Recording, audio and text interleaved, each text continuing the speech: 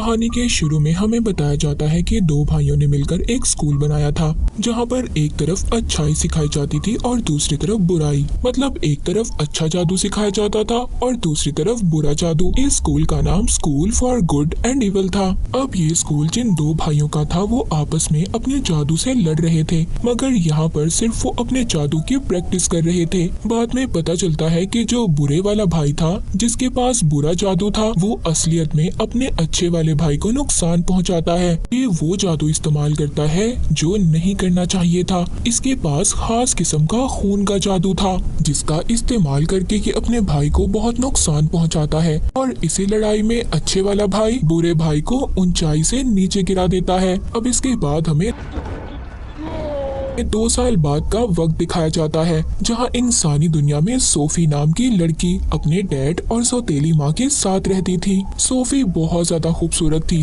वो परियों की दुनिया में जाना चाहती थी, जहां जाकर वो प्रिंसेस बनना चाहती थी। उधर ही एक और लड़की रहती थी जो सोफी की बहुत अच्छी दोस्त थी, मगर ये बिल्कुल प्यारी नहीं थी। इसके बाल चुड़ैलों जैसे थे, इसीलिए शहर के सब लोग इसको चुड़ैल बुलाते थे। अब ये दोनों बिल्कुल अलग थी, मगर फिर भी इनकी दोस्ती बहुत गहरी थी। अब वो दोनों स्कूल जाती हैं, फिर वो किताबों वाली दुकान पर जाती हैं, जहाँ पर सोफी परियों और प्रिंसेस वाली किताब लेती है, जबकि उसकी दोस्त भूतों और चुड़ैलों वाली किताब लेती है। अब यहीं पर दुकानदार उसको उसी जादुई स्कूल की किताब देती है, जिसे देखकर सोफी उससे पूछती है कि ये स्कूल कहाँ पर है। वो दुकानदार कहती है, मैं नहीं जानती, शायद इस बारे में किसी को भी नहीं पता। ये या तो इसी दुनिया में होगा या फिर कहीं और सारी कहानियाँ भी इसी स्कूल से शुरू हुई थी, जो हम अक्सर किताबों में पढ़ते हैं, वो यहीं से लिखी जाती हैं। मगर सोफी की दोस्त यकीन नहीं करती। वो दुकानदार बताती है, कुछ सालों पहले हमारे गांव की लड़की को भी इसी स्कूल के मॉन्स्टर उठा कर ले गए थे, जिसका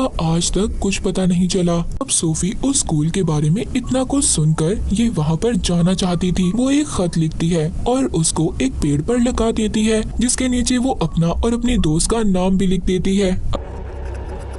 अब ये इस बारे में अपनी दोस्त को भी बताती है, मगर सोफी की दोस्त उसको मना कर देती है। कहती है, सोफी तुम उधर जाकर क्या करोगी? मगर सोफी तो न जाने क्या सोच रही थी, वो उधर जाना चाहती थी। उसी दिन रात को सोफी उसी जगह पर आती है जहाँ पर उसने खत लिख कर लगाया था। उसका पीछा करते हुए उसकी दोस्त भी आ जाती है, मगर तभी उधर बहुत बड़ा मॉन्स्टर आकर सोफी को पकड़कर साथ ले जाता है। सोफी की दोस्त भी उसका पीछा कर रही थी, मगर तभी उधर बहुत बड़ा बाज आकर दोनों को पकड़कर ले जाता है। अब वो बाज सोफी को तो बुराई के स्कूल में और उसकी दोस्त को अच्छाई के स्कूल में छोड़ देता है। सोफी वहाँ के वुल्फ गार्ड से कहती है, मैं गलती से यहाँ पर आ गई हूँ और मुझे तो अच्छाई वाले स्कूल में जाना चाहिए था, मैं इतनी प्यारी भी हूँ। अब वो अंदर जाकर एक लेडी से शिकायत करती है, जो यहाँ की प्रिंसिपल थी। वो बताती है, हमारे बाज से कभी कोई गलती नहीं होती, जो जिस इंसान की जगह होती है उसको वहीं पर छोड़ता है। उधर सोफी की दोस्त अच्छाई वाले स्कूल में थी,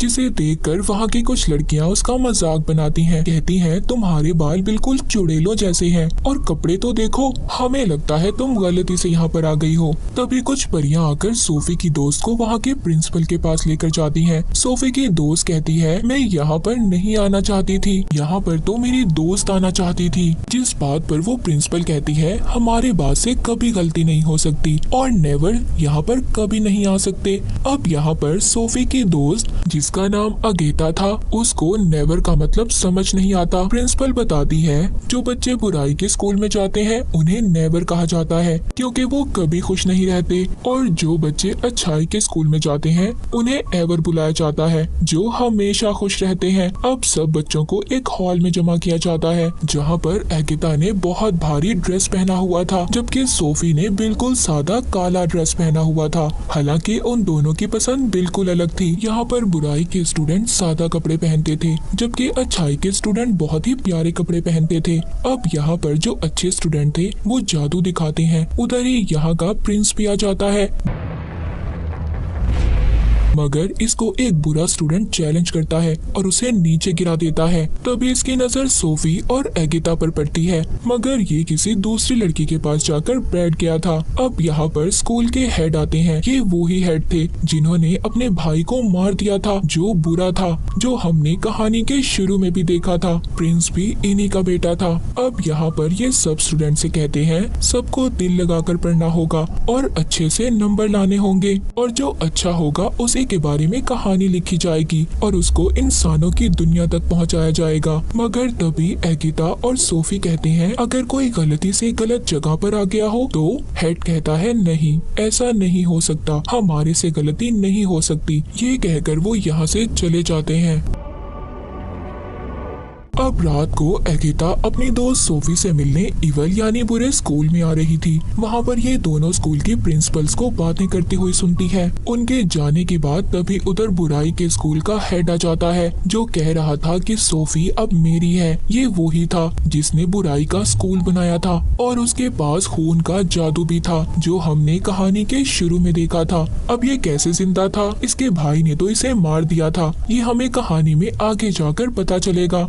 एगिता जब उधर आ गई थी तभी वो देखती है उधर सोफी को उसके साथ लड़कियां तंग कर रही थी और उसके बाल काटने की भी कोशिश करती हैं। मगर इधर सोफी अब खुद को बचाती है और उल्टा उस लड़की के साथ बहुत बुरा सलूक करती है। सोफी उधर अपनी दोस्त एगिता को देखती है। ये दोनों मिलकर अब स्टोरियन के पास जाती हैं, मगर उधर कोई भी नहीं था। उस कमरे में सिर्फ एक किताब और जादुई पेन था। अब उधर ही अच्छाई के स्कूल के हेड आ जाते हैं। इनको कहते हैं कि तुमसे पहले यहाँ पर कोई भी नहीं आया, तुम दोनों इतनी खास हो, फिर यहाँ से क्यों जाना चाहती हो? मगर सोफी कहती है मैं नहीं जाना चाहती, ये जाना चाहती है। मैं तो बस गलत स्कूल में आ गई हूँ, मुझे अपनी पुरानी जिंदगी बिल्कुल अच्छी नहीं लगती। एगिता सोफी को भी अपने साथ लेकर जाना चाहती थी। वो हेड से पूछती है क्या सिंड्रेला, स्नो वाइट जितनी भी कहानियाँ हैं सब सच्ची हैं? वो कहता है हाँ बिल्कुल सब सच्ची हैं और वो सब यहीं पर पढ़ते थे। यहीं पर वो सोफी से कहता है अगर तुम अच्छे स्कूल में आने के काबिल होती, हमारा बास तुम्हें बुराई के स्कूल में नहीं भेजता। वो कहती है मैं अच्छी हूँ, प्यारी हूँ, यही चीज तो अच्छाई के लिए है।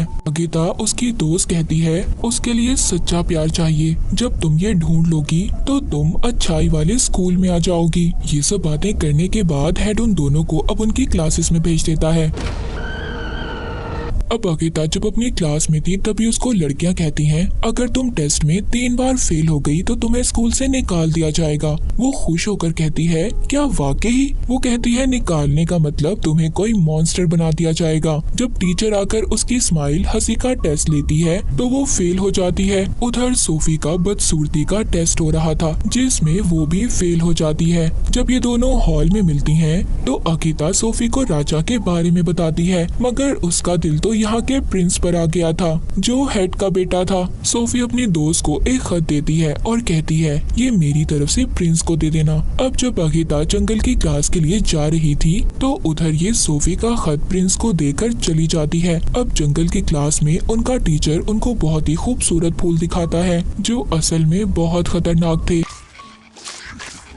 को स्केरक्रो भी दिखाता है जिसको खेतों में खड़ा किया जाता है इंसान जैसा पुतला बनाकर। वो बताते हैं ये रात में जिंदा हो जाता है। तभी उधर एक लड़के को फूल काट लेता है जिससे वो डरकर भाग गया था। ये लड़का तीसरी बार फेल हुआ था। जब एगिता उसका पीछा करती है तो देखती है उसके इर्द गिर्द तूफान का घेरा बन जाता है और वो गायब हो गया था, जिसे देखकर एगिता बहुत ज्यादा डर गई थी। उधर सोफी को भी क्लास में एक लड़की तंग कर रही थी और टीचर भी उसको नहीं रोकती क्योंकि ये बुराई का स्कूल था और इन्हें तो ये सब कुछ देखकर मजा आ रहा था। तभी वो लड़की अपने टैटू से छोटा सा ड्रैगन निकालती है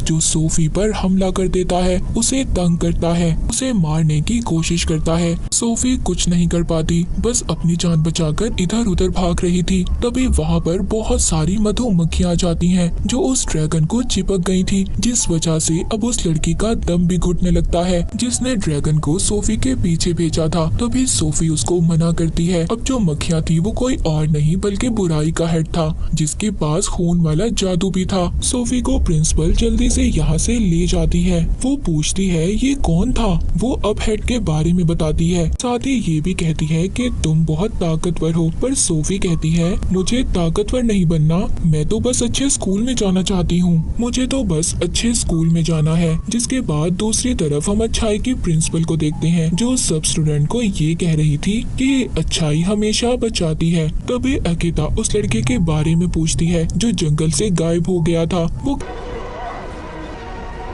कहती है ये स्कूल का रूल है और ये कहकर वो उसे चुप करवा देती है। अब वो बताती है कि साथ ही नहर में एक मछली है जो सबकी ख्वाहिशों को पूरा करती है, तो आप सबको अपनी अपनी ख्वाहिश को उसे बताना होगा। जब अगिता की बारी आती है तो ये मांगती है जो लोग अपने घर जाना चाहते हैं वो आराम से जा सकें। तभी वो मछली एक लड़की में बदल जाती है। वो कहती है आज तक ऐसा किसी ने कुछ नहीं मांगा, तुमने बिल्कुल वही चाहा जो मैं चाहती थी, इसीलिए तुमने मुझे जादू से आजाद कर दिया। मुझ पर जो जादू टेस्ट में फेल होने की वजह से किया गया था। ये कहकर वो गायब हो जाती है। तभी उधर बास आता है जो अगिता और सोफी को यहाँ पर लाया था। जब अगिता के पास आता है तो ये समझ गई थी ये वो ही लड़का था जो जंगल में गायब हुआ था, उसको अब बास बना दिया गया था। तभी उधर प्रिंस आकर उसे तलवार से मार देता है, ये समझ कर के शायद ही अगिता को मारने वाला था। गुस्से में अगिता प्रिंस के मुंह पर मुक्का मारती है कि उसने बास को क्यों मारा।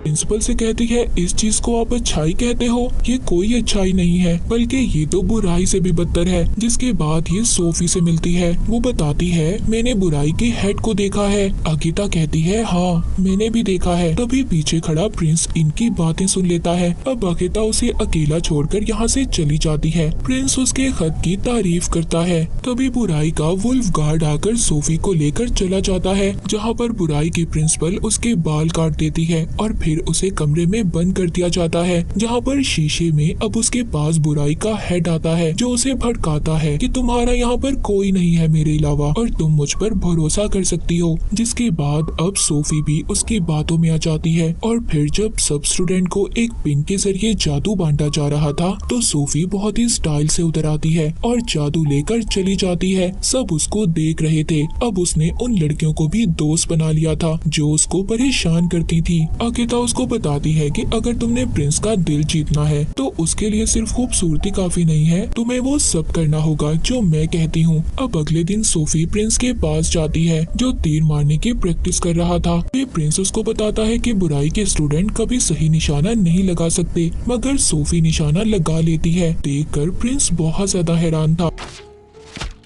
असल में वो निशाना अगिता के जादू की वजह से लगा था। अब प्रिंस सोफी को अपनी रानी बनाने के लिए चुन लेता है, मगर ये बात किसी को भी अच्छी नहीं लगती। अगिता कहती है जो सच्चा प्यार होता है वो कभी दूर नहीं होता। अब वहाँ पर एक मास्टर कहते हैं ठीक है, इस बात का पता तब चलेगा हम इन दोनों को जंगल में अलग अलग छोड़ देंगे। अगर इन दोनों ने एक दूसरे को ढूंढ लिया तो इनका प्यार सच्चा है, हम भी फिर इनको कभी अलग नहीं करेंगे। अब रात को इनको जंगल में छोड़ दिया जाता है, लेकिन सोफी को उस जंगल के बारे में कुछ भी नहीं पता था। वो उन्हीं खूबसूरत फूलों के पास चली जाती है जो उसे काटने लगते हैं। उसके डर से वो अब स्केयर क्रो के पास पहुंच जाती है। रात को जिंदा हो जाता था, वो डर के मारे चिल्ला रही थी। तभी उधर अगिता अपने जादू से कबूतर बनकर अपनी दोस्त की मदद करने आ गई थी। तभी उधर उन्हें प्रिंस की आवाज आती है। अब अगिता खुद छुप जाती है और सोफी को उसके पास भेजती है, मगर उस स्केयर क्रो की वजह से प्रिंस की जादुई तलवार नीचे गिर गई थी। स्केयर क्रो उसे बहुत ज्यादा मार रहा था।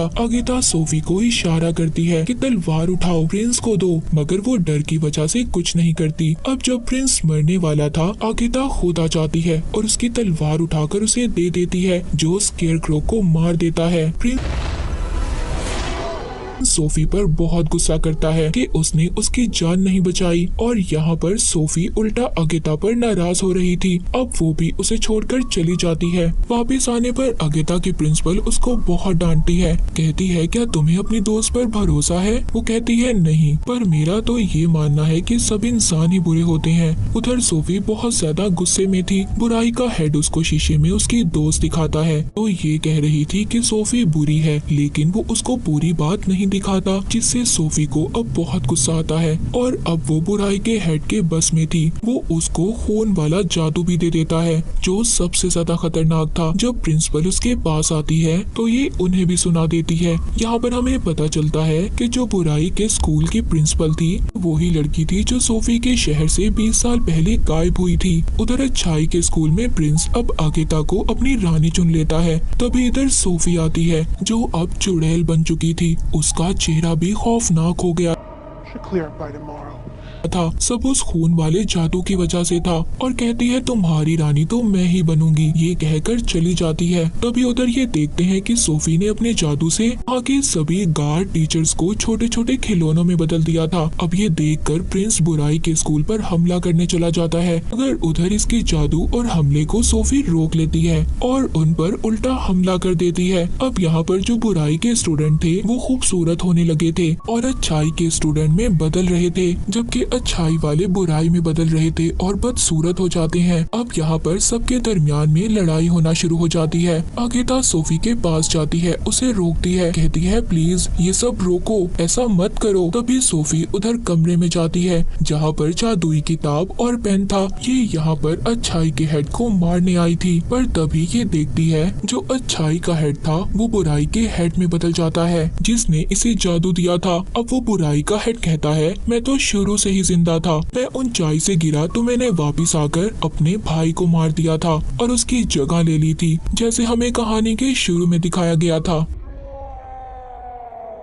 अब वहाँ पर ये सोफी को जैसे ही अपने काबू में करता है उधर सब कुछ तबाह होने लगता है। सोफी उससे कहती है इसे रोको, मैं ऐसा नहीं चाहती थी, मैं सबको मारना नहीं चाहती थी। तभी उधर आगेता आ जाती है। इस पर वो बुराई का हेड कहता है ये अब मेरी है, तुम इसको कहीं नहीं ले जा सकती। वो कहती है मेरे होते हुए तुम मेरी दोस्त को कुछ नहीं कर सकते। तभी बुराई का हेड उस पर जादुई पेन से हमला करता है, पर उसके आगे सोफी आ गई थी जो पेन उसे लग जाता है। अब क्योंकि सोफी और बुराई के हेड का जादू एक ही था, जैसे ही वो पेन सोफी को लगता है वो जख्मी हो जाती है और उनका जादू अलग हो जाता है। अब वहाँ पर प्रिंस भी आकर उसे मारने लगता है, मगर वो उल्टा उस पर हमला कर देता है जिससे प्रिंस भी दूर जाकर गिरता है। मगर सोफी अपने जादू से उसकी तलवार उसकी तरफ कर रही थी, जिसको अब कूद कर आगेता पकड़ लेती है और बुराई के हेड को मार देती है। अब सोफी भी मर गई थी, जिसे आगेता देखकर बहुत रोती है, लेकिन जब उसके आंसू उसके जख्म पर गिरते हैं तो वो दोबारा जिंदा हो जाती है, जिसे देखकर वो बहुत खुश होती है। अब इसके बाद वहाँ पर अच्छाई और बुराई दोनों के लोग मिल जाते हैं। वो सब एक दूसरे के साथ हंसी खुशी रहने लगे थे। तभी वहाँ पर जादू से एक रास्ता खुलता है जो उनके घर का रास्ता था।